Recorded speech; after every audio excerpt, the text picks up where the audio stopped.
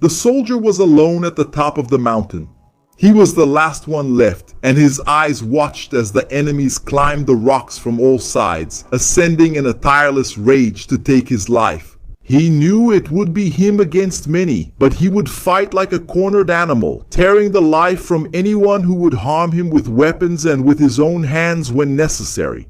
He was part of a decades-long conflict forgotten by the world, where ambushes were set in the sand and in the mountains, in battles where men looked each other in the eyes as they pulled the triggers.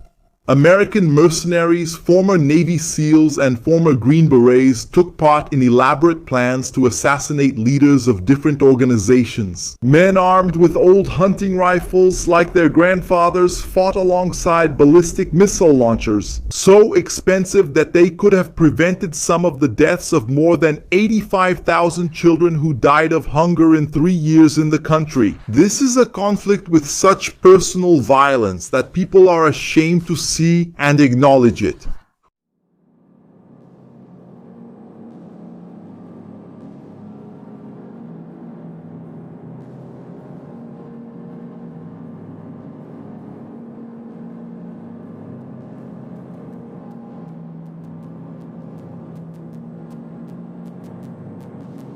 Yemen made headlines when the country's rebel forces decided to attack ships crossing the Red Sea. The decision was made as a way to attack Israel, which began attacks in Gaza in the second half of 2023 in retaliation for the Hamas terrorist attacks on October 7. These rebels, called the Houthis or Ansar Allah or the Supporters of God, were a Shia group with many problems. They faced their own country, the coalition of the government and the Saudis, as well as pockets of Al-Qaeda and ISIS. They managed to cause another serious incident that led to the United States response in 2024, with planes taking over the Middle Eastern night to spread more fire in a country where misery and death already ruled. But Yemen's problems began long before, with tribal and religious feuds that culminated in the conflict that started in 2014.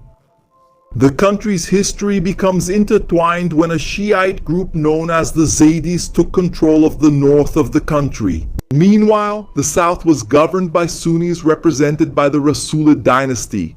The two sides were rivals for years, but the Sunni dynasty fell to the Tahirids. After them came the Mamluks, until the Ottomans took control of Yemen.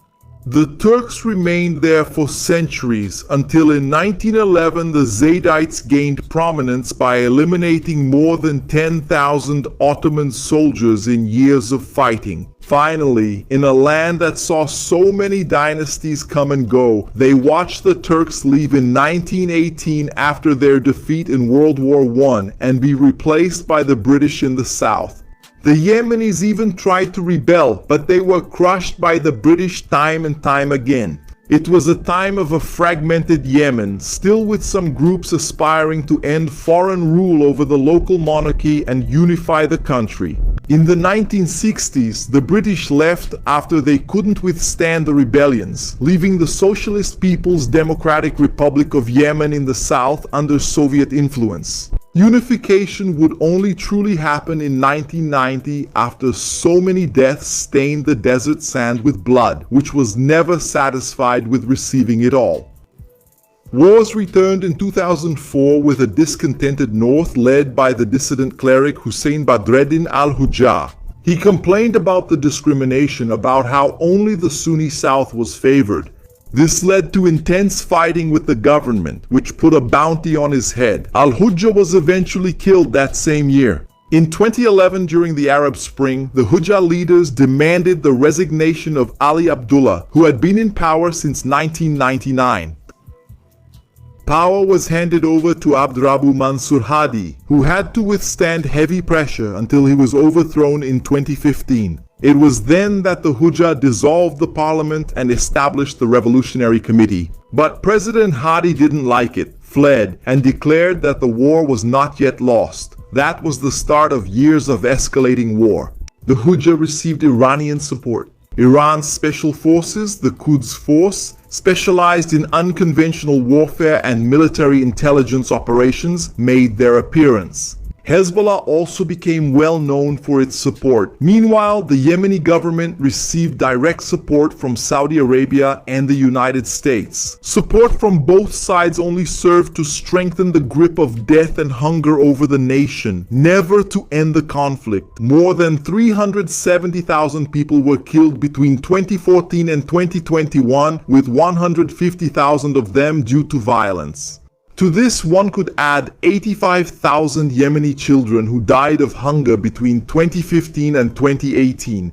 Out of a population of 34 million, 4 million people were cumulatively displaced between 2015 and 2020.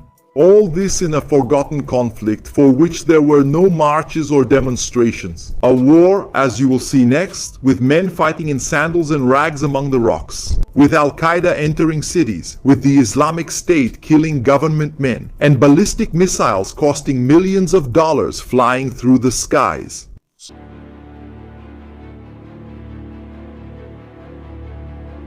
There were many stories of face-to-face violence in this war. One of them was about this man on top of the mountain, or about this soldier running through gunfire to save his friend, or about this fighter. Holt, a separatist group considered terrorist by the United States, shooting at a man face to face. He watched the target fall and then looked for new targets during the raid on the mountain. The first enemy got up still alive. Despite the shots almost at point-blank range, panic took hold of him and he ran, hoping for the same luck. His prayers had already expired and now the bullets sank into his back. Faster than ever, the Holts ran to catch up with their opponents who were still on the run. Those were men from the Yemeni government coalition who turned their backs on the attackers, letting them shoot freely from high positions to take their lives. If no one remembered to organize marches for a war with an average of more than 50,000 civilian deaths per year, the warlords liked it. If no one remembered to post on social media images of the 28,000 children dying of hunger each year, the warlords realized, noticing the fertile ground for a war, that the world's selective conscience would not be disturbed. The countries of the Saudi coalition supported what was left of the government. With Hadi as the true leader of the country, Iran and its allies sided with the Houthis. One of the strange presences in Yemen was Reflex Responsibility Consultants, an organization founded by the former owner of the infamous Blackwater, an American mercenary group that caused controversy in Iraq. Sources say that Eric Prince, the former Navy SEAL who founded both companies, received a budget of $529 million in force from the United Arab Emirates. It was mainly created by hiring former Colombian Special Forces operators and played a major role in the Yemeni civil war. Other groups became interested in the conflict that social media ignored, such as the Spear Operations Group led by former CIA agents and Navy SEALs. This last organization became famous when it planned the assassination of Anselmo. One of the leaders of the Al-Islah organization in Aden, the party was blacklisted by Saudi Arabia in March 2014 due to its ties with the Muslim Brotherhood. In 2015, Spear's mercenaries arrived at the location where Mayo was supposed to be. They came in an armored SUV supported by 2 military vehicles from the United Arab Emirates. They quickly got out of the vehicle, with a bomb specialist heading to the building's door to set up the explosive. Another one fired at people on the other side of the street, apparently to keep bystanders away from what was about to happen.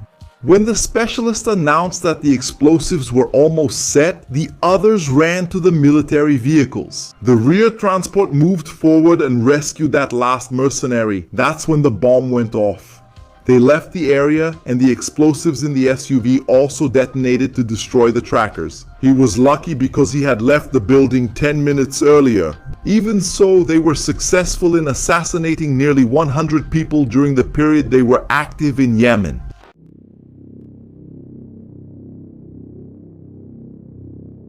The mercenary groups worked for years in Yemen. They traveled through cities and deserts to fight the Houthis. One of the main points of resistance against these groups was the use of traps and ambushes. A squad moved through the terrain to take position, considering themselves safe after no snipers were spotted. They were watched throughout the entire route until they passed through territory prepared by the Houthis. The explosion ended the lives of more than 14 of their own. One of the characteristics of the fighting in Yemen was the terrain with little cover. All the defenders had were small stone barriers or sandbags where they hid. The Holts advanced, stepping on the stones in sandals, sometimes crouching to reduce their silhouette, or standing up and raising their rifles over their heads to lay down suppressive fire on the enemy. They came like a fanatical swarm, taking down some of the men behind the rocks. Once the first barrier was overcome, they ran into the vegetation, walking confidently, unafraid of being ambushed. The cameras were always present for war propaganda, pointing in the same direction as the weapons. Some enemies surrendered, realizing that defeat was certain. Other soldiers resisted for longer, but the rattle of AK fire surrounded them. Appearing in the middle of the chest-high vegetation, they opened fire. The coalition forces resisted these advances with air support, blowing up the enemies in the open areas. The Saudi F-15s intercepted a Qasuf-2K, a kamikaze drone with a 30-kilo warhead. But the Holts were well armed against the enemy air force. Their shots turned into scrap in the air, the same plane that intercepted their drones. The same happened to the famous helicopter, the American Apache helicopter, shot down during one of the advances into enemy territory. These halt efforts did not prevent the Federal Army from continuing its advances to recapture some areas. The soldiers moved forward, with the support allowing them to make advances that were less arduous or dangerous than what is usual for the Holts. When the enemy fled, the artillery kept the target and stayed exposed to destroy the armed vehicle. The government men faced the same challenge as the OSS. They moved more frequently in armored vehicles. This type of advance, especially with air support, was what put the enemy forces to flight in the city of Arad. If the Holts managed to shoot down planes and helicopters with Iranian weapons, it wasn't a problem to stop the advance of an armored vehicle with a guided missile. They cornered those vehicles multiple times. The explosion sent the men fleeing in the rain. Any buildup of Saudi forces to start an incursion could become a target. One group saw the fire engulf the vehicles and spread, tearing through the men around them in a violent blast wave. The Holts pickup trucks with 14.5mm ZPU fired at fleeing enemies over a kilometer away, easily firing 150 rounds per minute. It was with a lot of luck that many of the Saudi coalition men managed to escape in the midst of the clouds of dust created by rocks or earth shattered by the cannons. The coalition forces threw everything they had at the Holts. The artillery was efficient enough to hit large groups in the open desert area near the mountains. The vehicles that carried the enemy soldiers were hit to prevent quick escapes and make them easier targets. The bases on the mountains were also hit by gunfire, which fortunately left men alive but stunned by the impact. They helped each other, trying to get out of the destroyed bunker to look for new defenses, using the aftermath of the impact as cover. From the top of the recaptured mountains, the machine guns were set up to massacre the fleeing Holts. The gunfire kicked up sand around the men in the middle of the column, a desperate run in which they expected to be struck from behind at any moment. Some of them carried wounded comrades in the midst of the storm of terror that stirred up the sand around them as they searched for shelter in a land so inhospitable that even that was denied to them.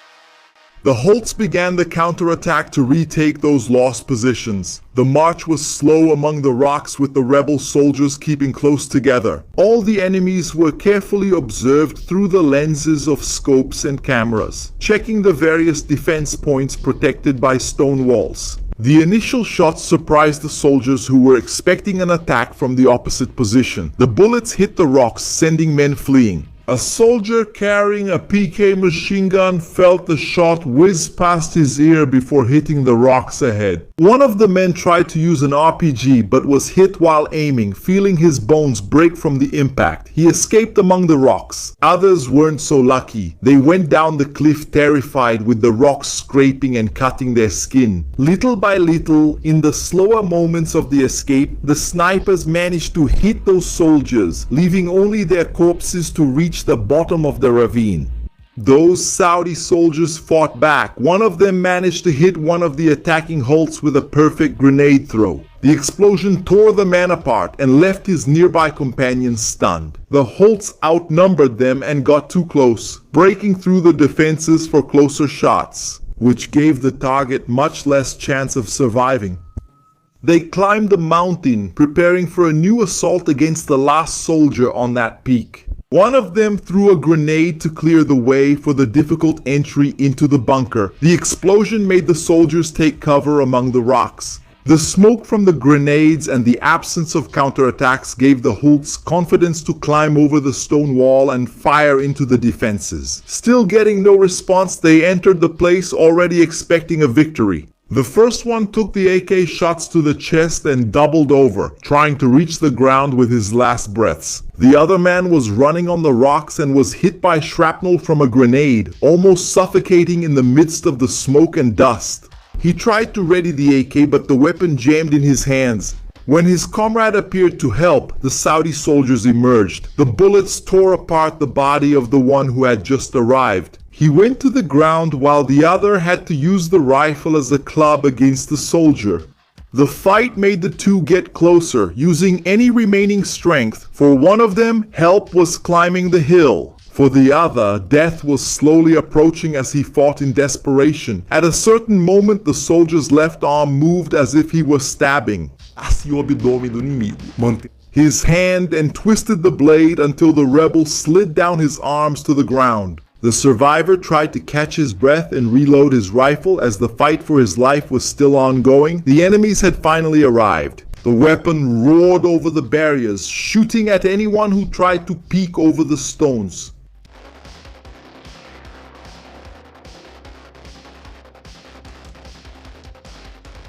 Certain of death, he ran away. The snipers were waiting on the other side, shooting.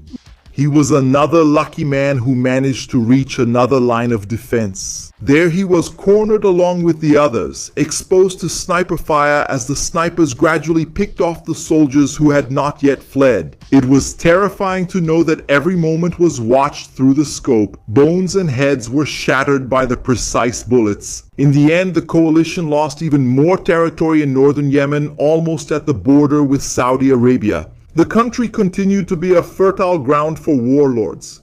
The four horsemen of the apocalypse rode freely, with death, famine, and war already roaming the place as if it were a garden where they could enjoy the fruits of what they had sown. Pestilence did not want to be left out. They descended in the form of cholera, killing more than 4,000 people. It only made the headlines when the Houthis attacked the trade routes in the Red Sea. Even then, the world didn't pay much attention. It still seemed like something was missing in Yemen for protests and movements to happen so that the terror would end.